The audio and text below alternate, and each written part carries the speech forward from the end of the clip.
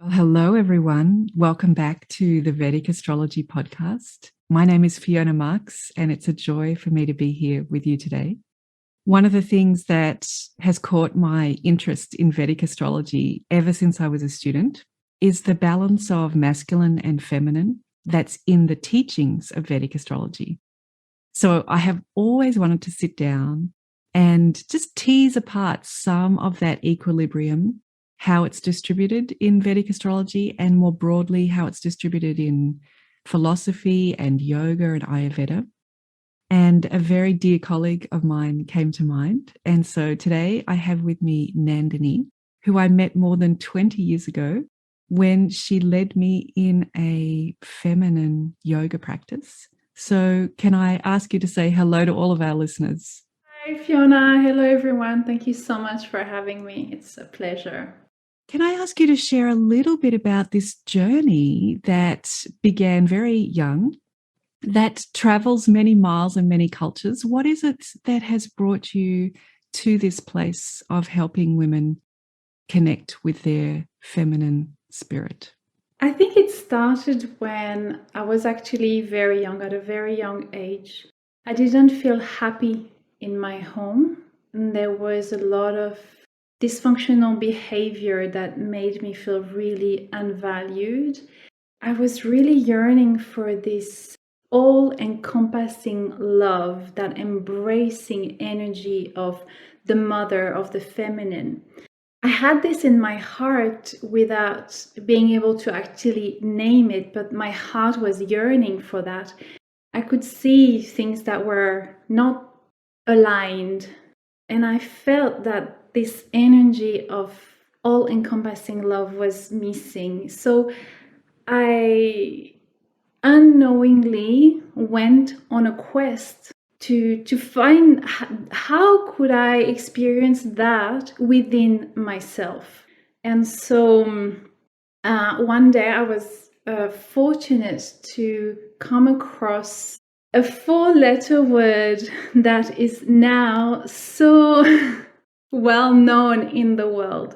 But in my little island in Tahiti, where I come from, where I was born and where I grew up, it was not known. It was even considered a sect. That word is simply yoga. So I was walking in my town in Papeete, and I think at the time there were 2 yoga teachers. I was 14 years old, and I just saw this word, yoga, and something resonated in me. I felt a calling. I didn't know what it was, but I felt a calling, like a magnet. And I went into this shabby building. So I went up the stairs, and when I arrived, I opened the door. It was a different space. It was clean and it was bright and there was light. And there was this little woman, a tiny little woman there behind her desk. And I inquired and I booked in for my first class. And I was so lucky because I didn't just, I don't want to say I didn't just find yoga because yoga is huge in itself. It's not just the physical yoga posture and all that. It's a very vast body of knowledge that is deeply rooted in wisdom and also in science and philosophy. But also I found the right teacher for me, and she just imparted all her knowledge about the feminine, all that I was yearning and searching for. She taught it to me. She took me under her wing, basically.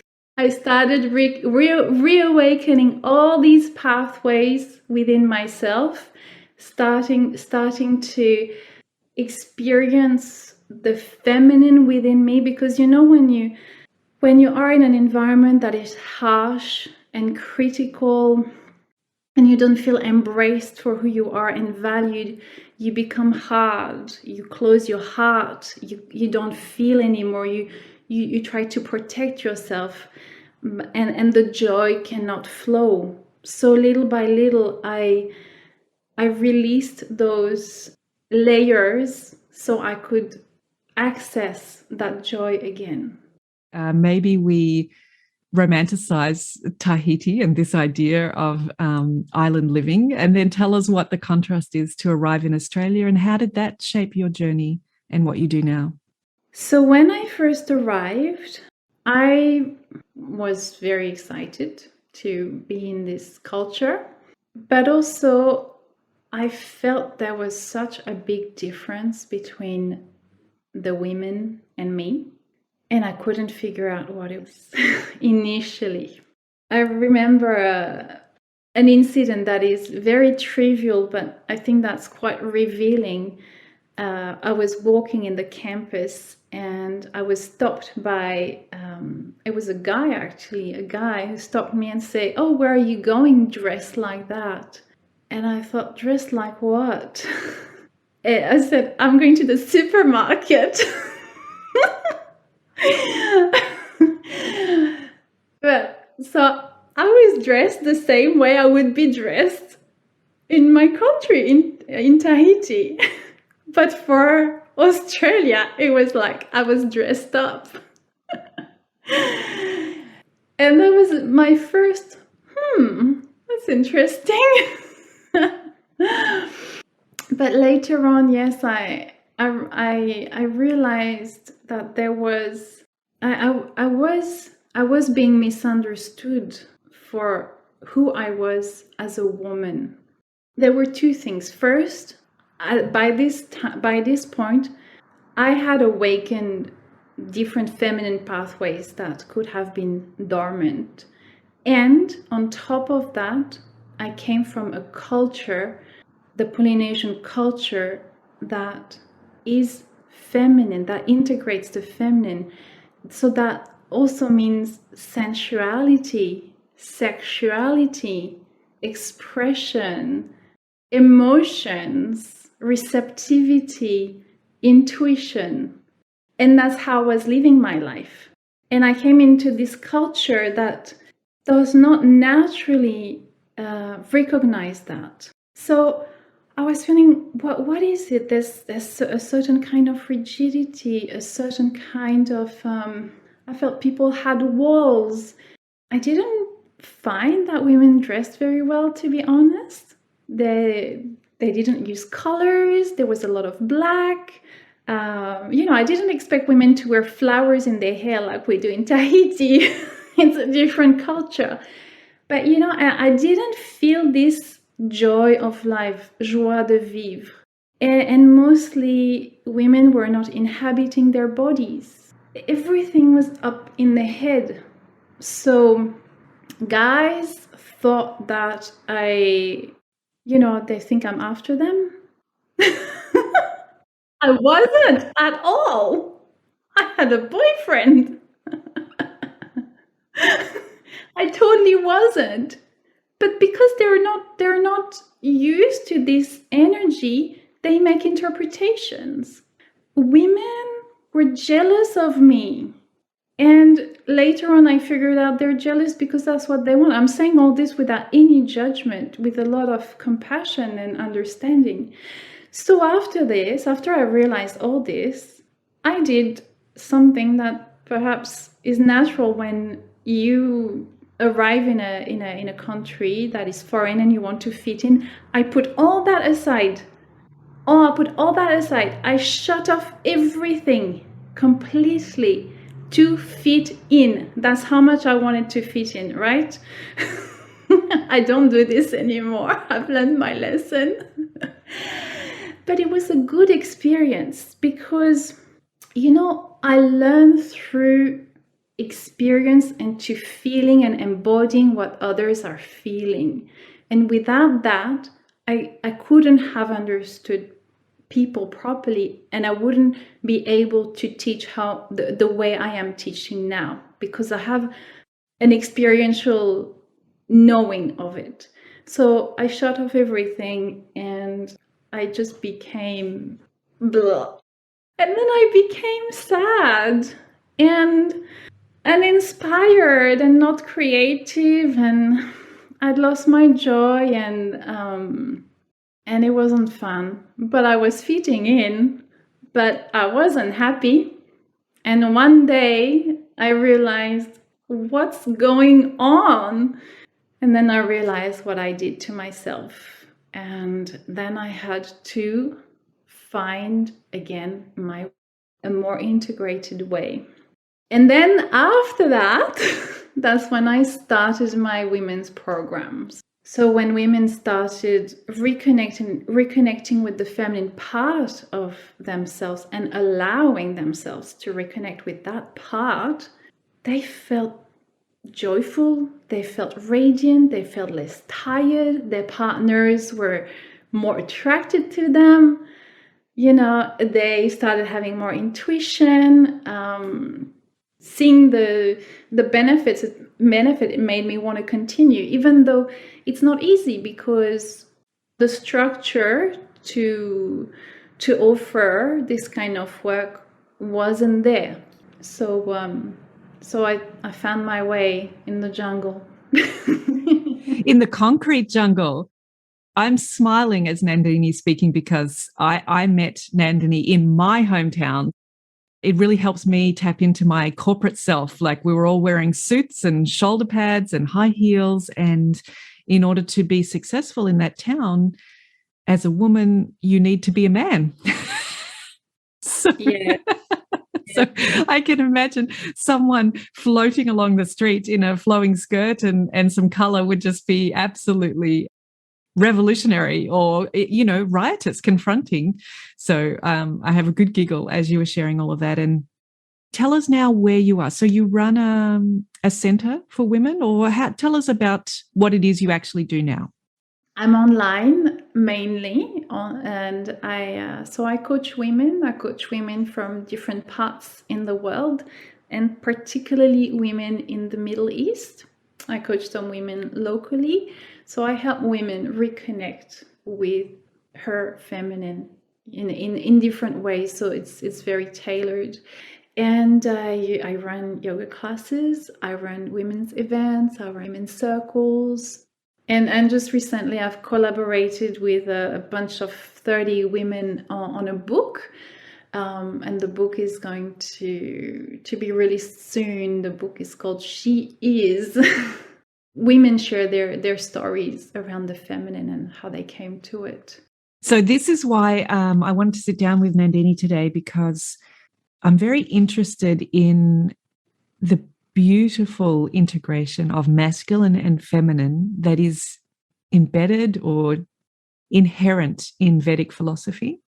And at the same time, I notice that, of course, these ancient traditions are passed down, and a little bit like Chinese whispers, the cultural element of whatever's happening in the world at that time gets woven into the sharing of this ancient tradition. And sometimes I find that yoga and Vedic astrology and sometimes Ayurveda, we notice that maybe it's been masculinized, and it's good to reflect on how to highlight the feminine that's truly there, balanced and equal in this ancient tradition. So that's what we're going to tease apart today. I haven't invited Nandini as a Vedic astrologer, so I'm going to bring the Vedic astrology side, and we're just going to talk about different elements of masculine and feminine.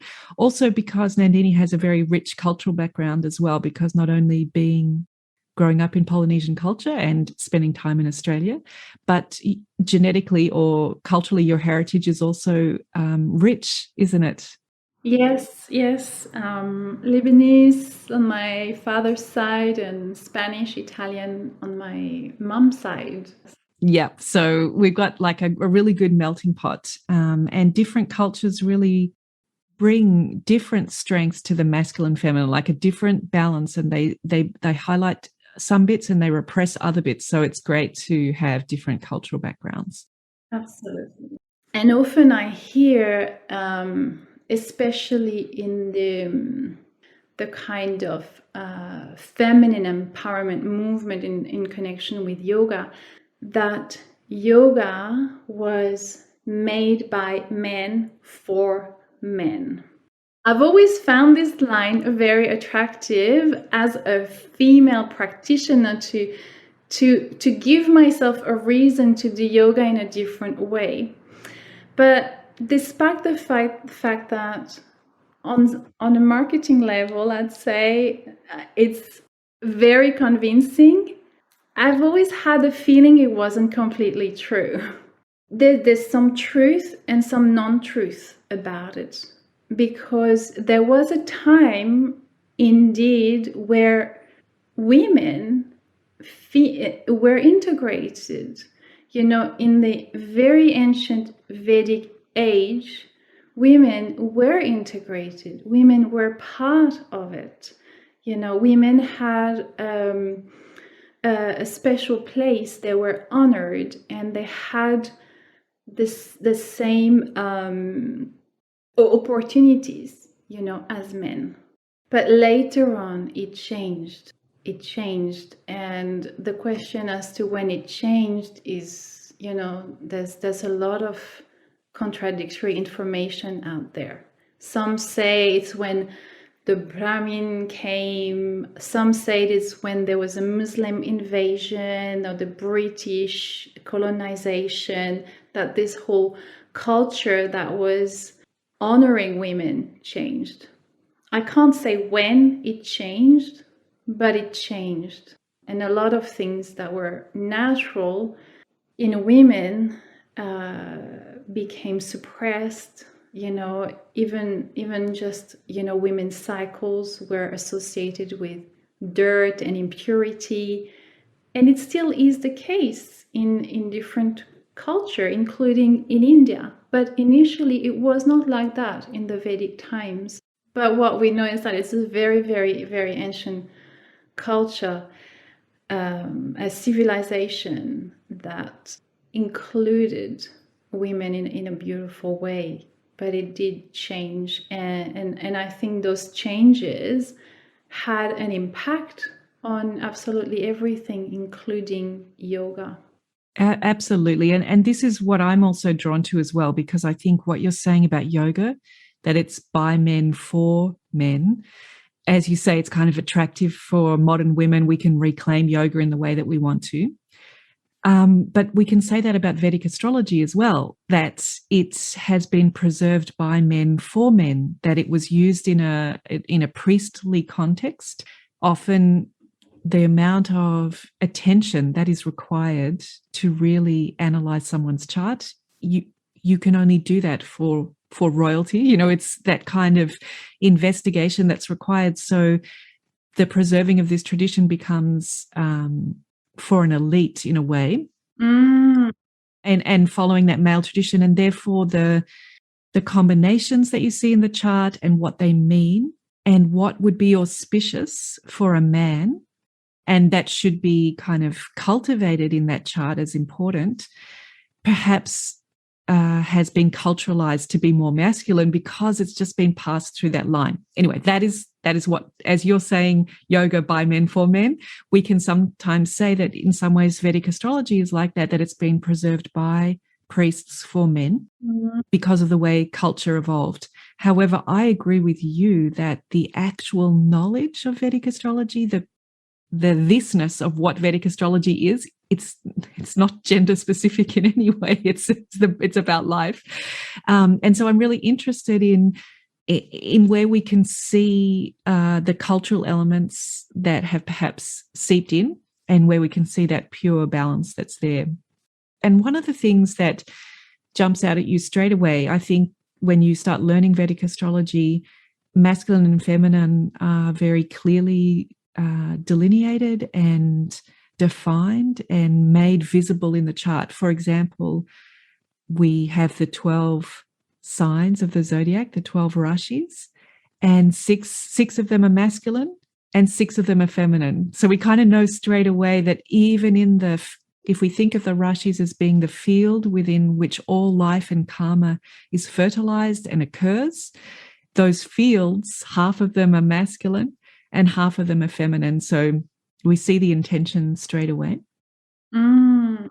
Those feminine signs are Taurus, Cancer, Virgo, Scorpio, Capricorn, and Pisces. And each of those signs being female means that field, that fertile space of life to seed the karma that the being is going to experience, Those 6 fields, they're more receptive, as you already mentioned. They're more open. They represent the back of our body. When we think of where they will show up on the body, they represent the left side of the body and the negative polarity rather than positive. And you'll notice that half of them are earth signs, right? We've got Taurus, Virgo, and Capricorn are all feminine earth signs. So we already feel this connection to fertility and to life, to groundedness through the female signs. And then Cancer, Scorpio, and Pisces are water signs, which is another feminine quality. We associate this movement and flow with women. So as soon as you start, this is the very first thing you learn when you're exposed to Vedic astrology. And front and center is this idea that half of life is masculine, half is feminine, and the association of women with earth and with water. And by associating them with earth and water, we're also linking them to those parts of the Artha path and the Moksha path. So I found, that really beautiful that all of these fields, half of them are feminine, and in some ways we think of the toughest field that there is, Capricorn, the earth sign, the 10th sign, the hardest sign of hard work, and it's a feminine sign, which is another thing that I love about Vedism, whatever we're going to call this word, is that the goddesses, that the stories that come to us there are sensual goddesses and there are joyful and light goddesses, but there are also really grounded, they deal with stuff, like they resolve problems, they end conflicts, they bring an end to violence and inauspicious times. So I love that right here, just in the 12, we haven't even talked about planets, we're just talking about signs. We can already feel the power of the feminine. And as you said, they all have their different flavors, their different aspects. They're just like goddesses, goddesses, goddesses that represent different archetypal energies. And now in Vedic astrology, all of the female rashis belong to the moon and all of the masculine rashis belong to the sun, because really the sun and the moon are the parents of all of the experience that we're having here on planet Earth. So I also love that connection that the zodiac is not about the sun. We call it our sun signs, but it's half belongs to the sun and half belongs to the moon. And then the moon delegates all of these signs to different planets. So while the moon owns Cancer and keeps that sign, it delegates Virgo to Mercury. It delegates the sign of Scorpio to Mars, the sign of Capricorn to Saturn, the sign of Pisces to Jupiter, and the sign of Taurus to Venus. So each planet is given by the moon a feminine sign. Even the masculine planets receive a feminine sign, and equally the sun delegates to all of the planets a masculine sign. So it's again showing that it's about equilibrium. It's about being comfortable both in the negative polarity and the positive polarity. Yeah, absolutely. Because if you have too much of one or too much of the other, there's no integration and balance. But unfortunately, we've got too much masculine in our world. So that's why we've got all these movements of the feminine in so many different areas of life to recalibrate, to rebalance.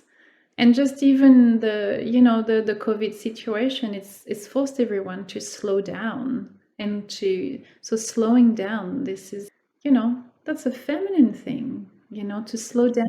We've been forced to be more introspective and to look at our lives and how we do things, and time to be more than time to do, time to look at what we're doing, and perhaps even that meant resting more for some, and we need that, It's part of the balance. It's part of the balance. It's part of the gestation. Just like a seed planted in a fertile soil needs to gestate to grow, or just like the child in the womb, and that's all this time. This is patience. This is being in the dark, in the fertile soil, in the mystery, in the unknown.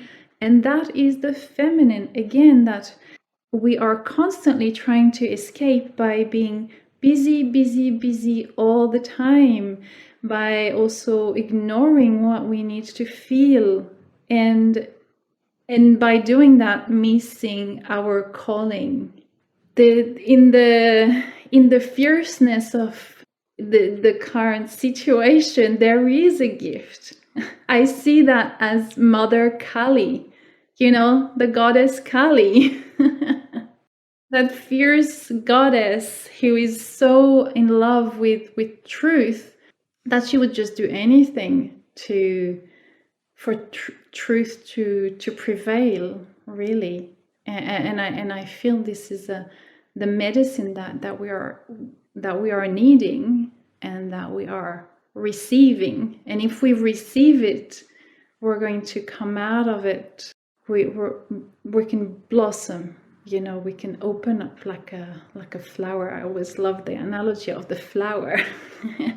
But if we fight it, if we don't learn, it's going to be hard.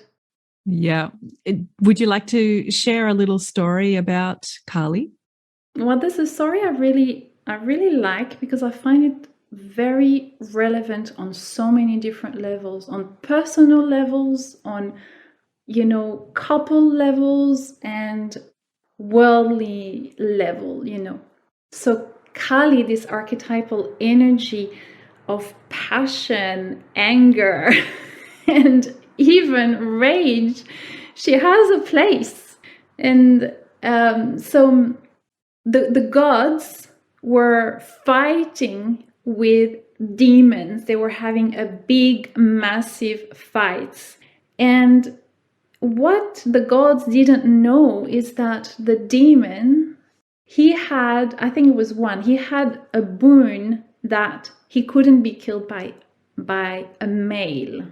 But the gods didn't know that. So they were fighting and they were losing, and they didn't know what to do. So they called Durga, who is also a fierce goddess, but she's more protective goddess. She has that fighting spirit, but she's a bit less fierce than Kali. And she was slaying the demons, but as she was slaying the demons, they were just multiplying. And so she thought, well, we have to do something here. We need something even stronger. And so she concentrated, and out of her forehead emerged Kali. And there she was. She was pissed off. She was angry. She was like, I'm not going to let this shit happen. And there she was. She slayed the demon, and she was victorious. But the thing is that in her activation, in a way of anger, but anger for good, she couldn't stop. She just couldn't stop. She had lost it, basically. She had completely lost it. And no one could stop her. And so the gods, they called Shiva. They said, hey, Shiva, come on. She's your wife. Do something. You got to stop her. She's gone completely wacko, as we say in Australia. Crazy. And so Shiva, he was trying to stop her. He was trying to do what she was doing. He was trying to talk to her. He was trying to, but she was unstoppable. So you know what he did? He lay down with his hands behind his head, very relaxed, his chest, heart, belly open. fully present. And when Kali stood on him, and I think she was about to slay him, but she met his eyes, she met his energy. He was receiving her fully for who she is. And in that moment, she remembered and she calmed down. She stopped. And I really love this story because it's full of symbolism and it gives us keys as well as women, because when we see something that's not right, we can feel that energy, that impulse. We want to do something, like, the children who are dying, who are starving, the injustices, we feel it in our heart, in our gut, because intrinsically, whether we have children or not, we are mothers, and we can't bear this kind of things.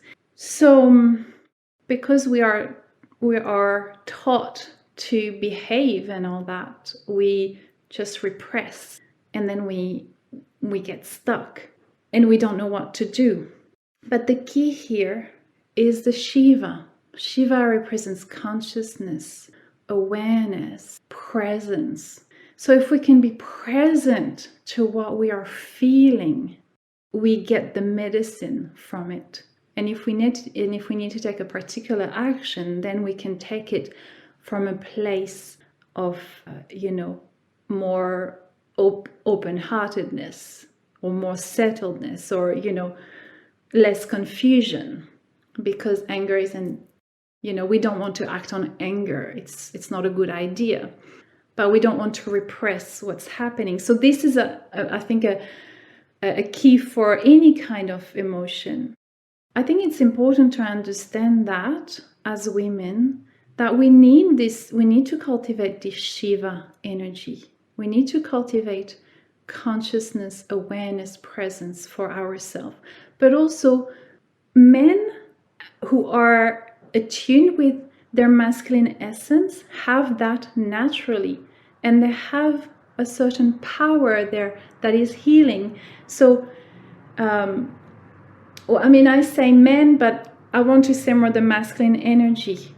So for example, in a couple's relationship, whether it's same sex or if it's man woman, these polarities are constantly dancing with each other.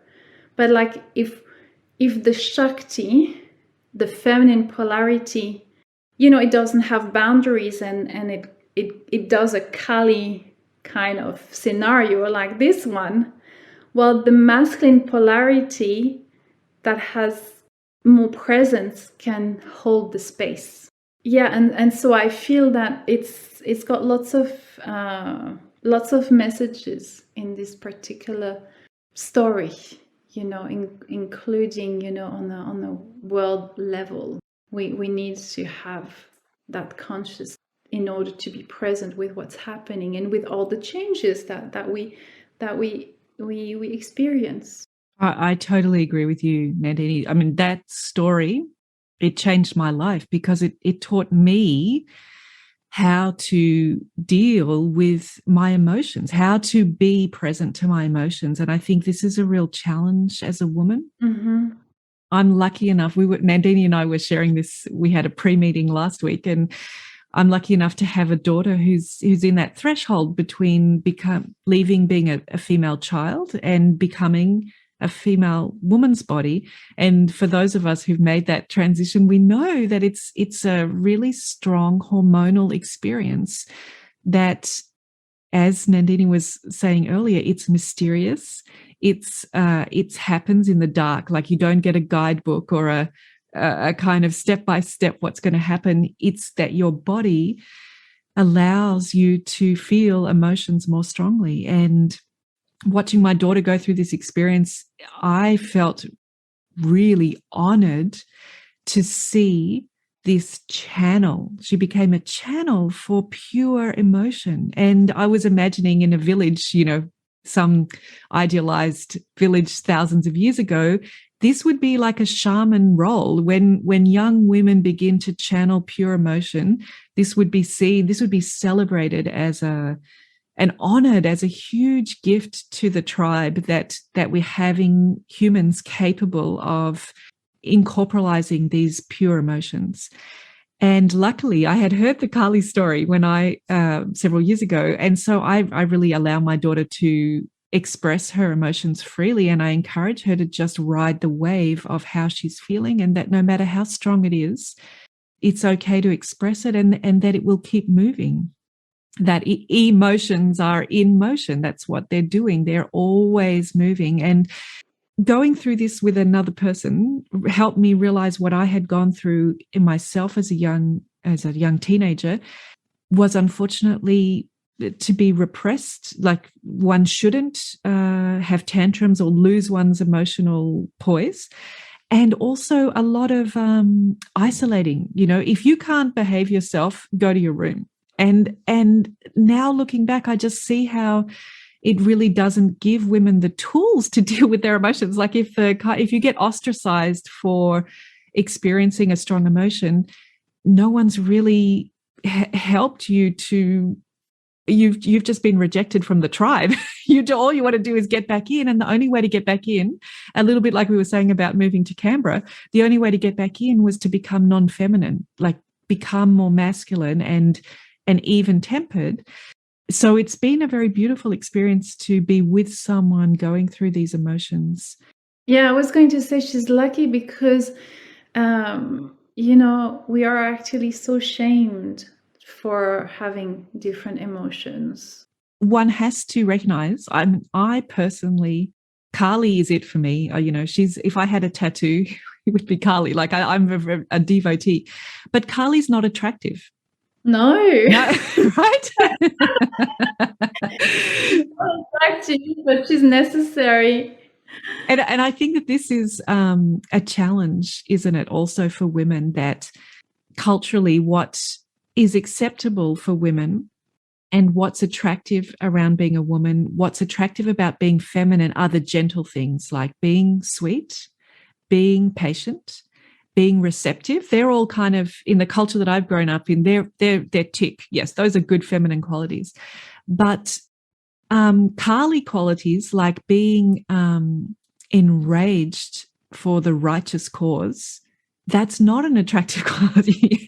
And Kali has the skulls of hundreds of men's heads. She's wearing a necklace of skulls. She's got blood coming down out of her fangs and her mouth. So her hair is all disheveled. And we can accidentally give women the idea that being feminine is about being soft and attractive, which is one small component of being feminine. But we deny them, culturally, we deny them an equally valid female outlet, which is rage. Yes, but we also have to remember that Kali is always seen with Shiva. She is, yes. We want to keep that in mind, because let's imagine Kali without Shiva, without that consciousness and that awareness. Yes. I don't think the pure intention of the Kali energy could be fulfilled. Yes. Then it wouldn't be sustainable. I love the image of Shiva lying before or underneath Kali, because I do find that there is a fear. I deduce this. I don't really know why it is, but from actions, it seems to me that there is a fear of female power. Yes. And you mentioned it in being attractive walking down the street. There's a fear of a woman being too sexual, a fear of a woman being too seductive, taking a man away from what he should be doing by seducing him, And then there's a fear of women's anger or crying. Some people can find if their mother cries, it's like the end of, it's like Armageddon.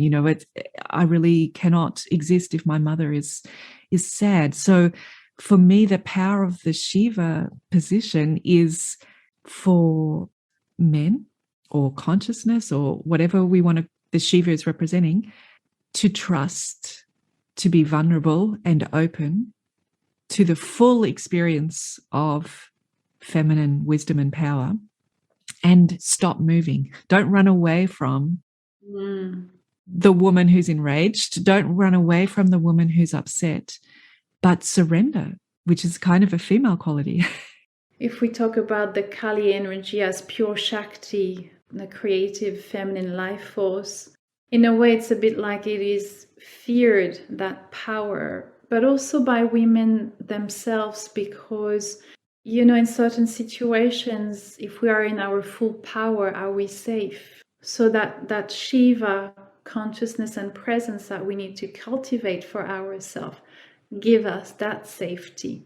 So so I feel they're very important together. They're a good team.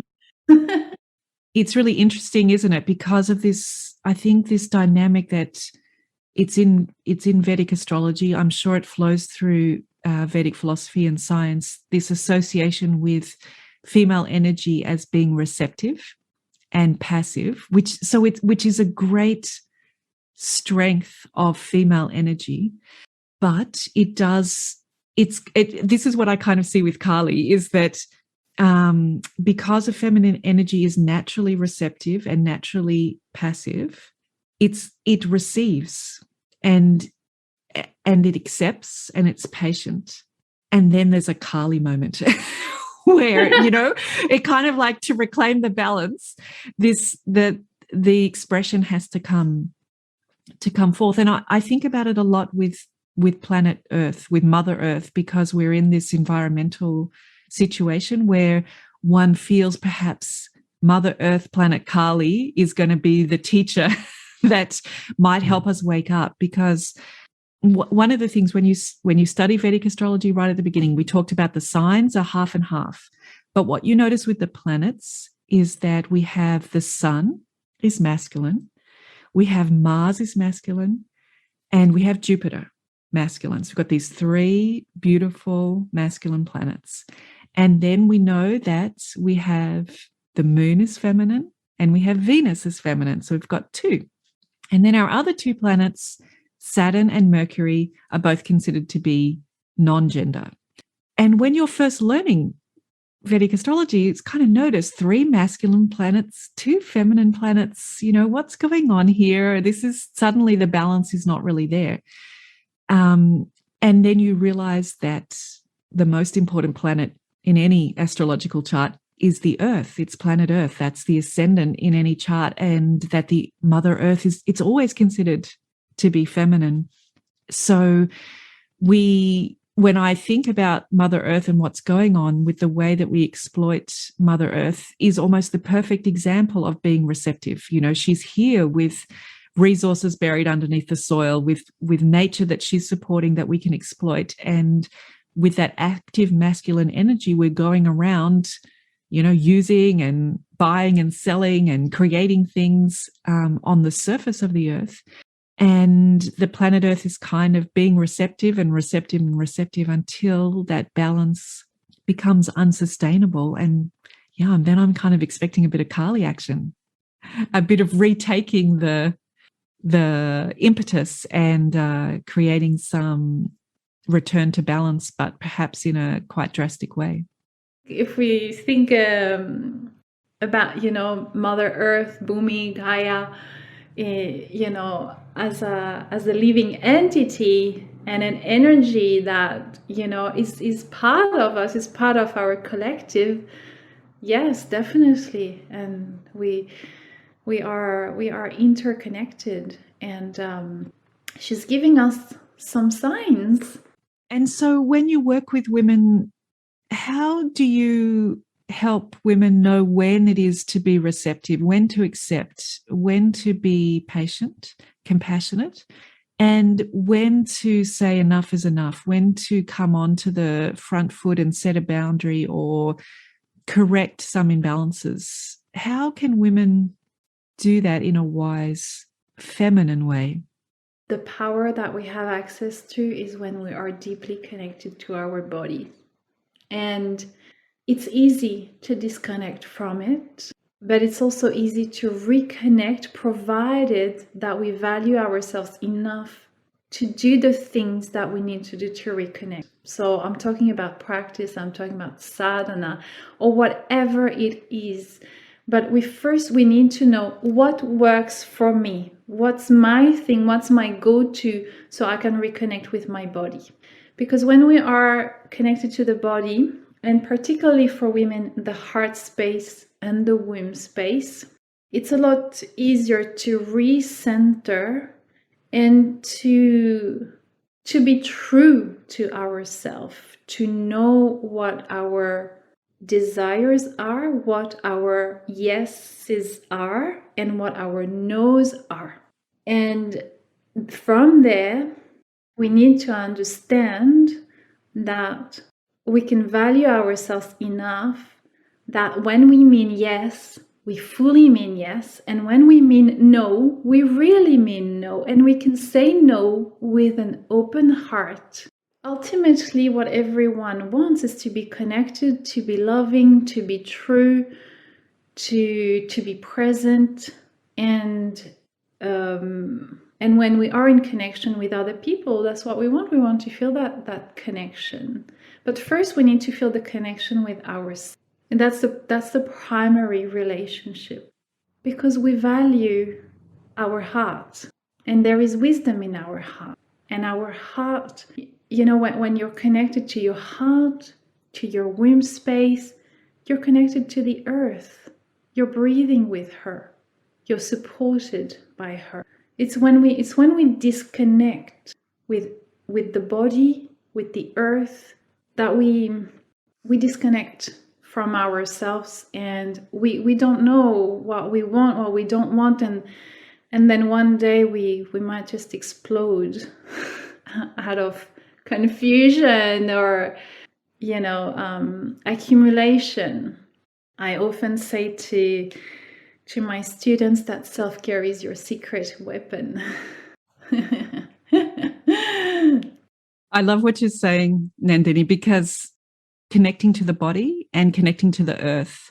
And I think this is what Vedic astrology in some ways is trying to tell us with that balance of the planets, that we've got those more masculine planets. There are more masculine planets in the sky than feminine planets. So we need to connect to the earth in order to connect to the feminine. But in order to bring balance, we have to be grounded in our earth consciousness. And then there's equilibrium. But if we remain in the head, in the sky where there's more masculine planets, it becomes about doing and achieving and the outer activity, not the inner. And then you're picking up on something really that I did want to talk about, but you've encapsulated it beautifully, which is that when we look at the Shad bala of planets, the potencies of each planet, the female planets, when they are low in Chesta bala, the moon and Venus, we don't value ourselves. We don't value ourselves. And I really wanted to speak to you about that, because I think there's something about giving birth and becoming a mother that one in some ways loses one's body. One completely shares one's body with another being for a time in order for that being's body to grow enough to survive outside. And then when you're giving birth, there's very much this feeling that you're a portal between the unmanifest and the manifest. But your body is essential for this process to take place, both the growing of the baby and then the feeding of the baby. And it's quite a confronting experience in some ways as a Westerner to give birth and feed a young baby, because they're completely dependent on your body, even though normally you would probably be recovering your body because you've just run a marathon of giving birth, perhaps 10 hours, 20 hours, 30 hours. You might have stitches, you might have lost a lot of blood and fluid, and you haven't eaten. You're tired, you've been awake for a long time. It's emotional because it was quite intense physical experience. And normally if that happened, you would be like, okay, world, like I'm in bed now. Nobody Nobody can expect anything from me now for weeks because I need to recover. But instead of that, there's a life that is dependent on you that will lose weight every day for at least the first week, maybe a little bit longer. Even as you're learning how to feed this baby, it's going to be reducing weight. And if you are not able to feed for some reason or neglect the baby, that life is hard to sustain. So there's this kind of enormous, one wants to self-care, like naturally, but the need to care for someone else. Mm-hmm. For me, I think for many women, you tap into a superhuman feminine power that you just cannot believe what you can do, that you can give birth for so many hours and then immediately begin caring for a baby. And this is a wonderful thing. However, it can lead women to put themselves last, like that period of time that's quite intense, that is also incredibly empowering if things go well, if you feel like, wow, I can do anything. But it can leave us with this idea that our power comes from putting ourselves last, that if I look after everyone else first, I will always have the energy to give. And this is an amazing gift of being feminine. But at the same time, I love what you've brought in. And I think this is really important, that the female planets, when they are strong in Cheshta Bala, Shad Bala, they innately know how to value the self. And that when the feminine doesn't value the self, this is when abuse takes place. Mm-hmm. So it's a really complex, isn't it? This thing of being a woman, but being receptive, and yet at the same time valuing the self and self-care. It's all complex. Yes. And it's very easy for us women to lose ourselves, whether it's with becoming mothers or in a relationship, in a romantic relationship. This is extremely common. Yeah, what you're describing is beautiful, and it's a very, very common experience. The key is really support, and I guess the societal structures have changed, that this support, the support of the village or the family, is not always present these days, because we have a bit of a different model. But that's I think that's also part of the empowerment of women, is to learn to create that support. We don't have to do it all by ourselves. And that comes to the valuing thing that we've been talking about. So it's really, for me, that was one of the aspects of astrology I wanted to speak about. And I know we're talking, it's getting later and later, but I'd love to share another astrological aspect with you and get your take on it. One of my favorite yogas in Vedic astrology is when we have a great fortune yoga. It's called a Mahabhagya yoga. And in a feminine chart, in a woman's chart, it is when the child is born at night, the ascendant is in a female Rashi, the moon is in a female Rashi, and the sun is in a female Rashi. And just quoting from core yogas here, it gives the person a greater ability to be receptive to the best possible situations and opportunities in life, due to those receptive qualities of the female signs, qualities of patience, contentment, tolerance, and feeling centered, as well as having discrimination. These things are noted. And inner happiness arises from good deeds and success if the ascendant, the sun, the moon, and the birth was at night. So I love this because it's like a feminine yoga. And occasionally you see it in a chart. But sometimes when I speak to women with that combination, actually it's like I give them permission to enjoy being perhaps a stay-at-home mother or a stay-at-home wife. And when I share this yoga, and they're like, oh, that's what I've always wanted to do, but I feel this pressure that I should have a university education. You know, women have sacrificed a lot for me to be able to be independent. I shouldn't get married. You know, I should make sure my career comes first.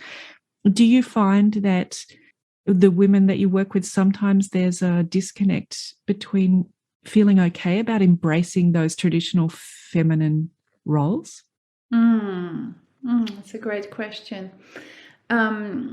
Before I answer that, I just want to emphasize the allowing, the giving permission. This is something that I experience all the time. They need to feel they have permission to be themselves with whatever that means. So, you know, I have some women who are, you know, very well-known business women, and some women who are mothers at home, but everyone wants to be allowed to be who they are, who they want to be.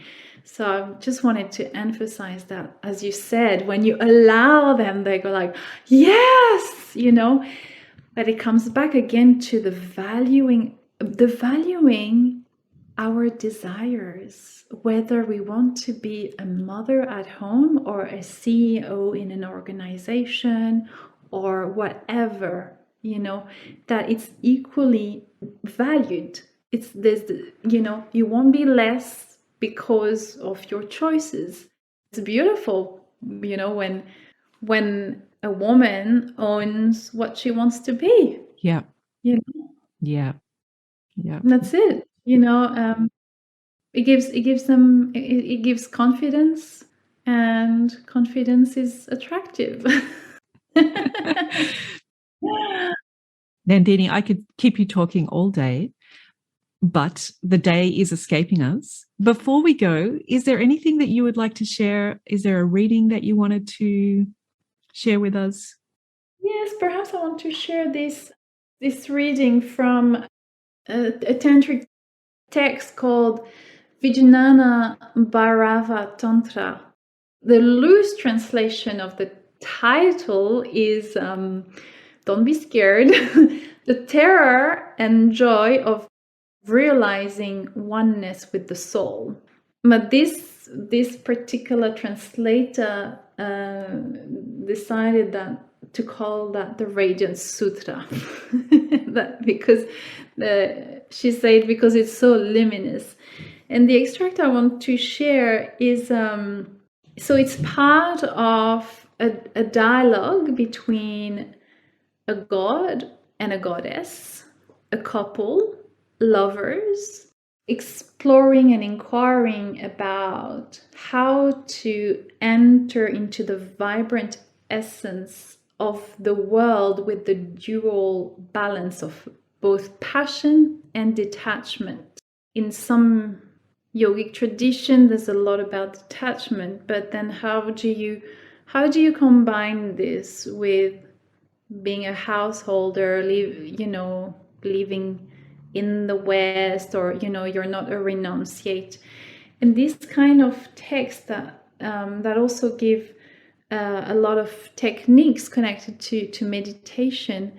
It's really not what you think it is when you open the pages. And I just want to read a little extract. So this is the translation of the Sanskrit that I'm reading. Eating dark chocolate, a ripe apricot, your favorite treat. Savor the expanding joy in your body. Nature is offering herself to you. How astonishing to realize this world can taste so good. When sipping some ambrosia, raise your glass, close your eyes, toast the universe. The sun and moon and earth dance together to bring you this delight. Receive the nectar on your tongue as a kiss of the divine. Wherever you feel carried away, rejoicing in every breath, there is your meditation hall. Cherish these times of absorption, rocking the baby in the silence of the night, pouring water into a crystal glass, tending the logs in a crackling fire, sharing a meal with a circle of friends. Embrace these pleasures and know this is my true body. Nowhere is more holy than this. Right here is the sacred pilgrimage. Live in alertness for such a moment, my beloved, as if it were your one meeting with the Creator. I'm really thankful that you brought that in, although it's at the end, and now I want a whole other topic. But I'm really thankful that you brought that in because, again, for me, this plays a little bit to that fear that we have of embracing sensuality, that somehow the sensualness of life is a bad thing. And it's a bit sad, isn't it? Because it's such a pleasure to be here experiencing the senses.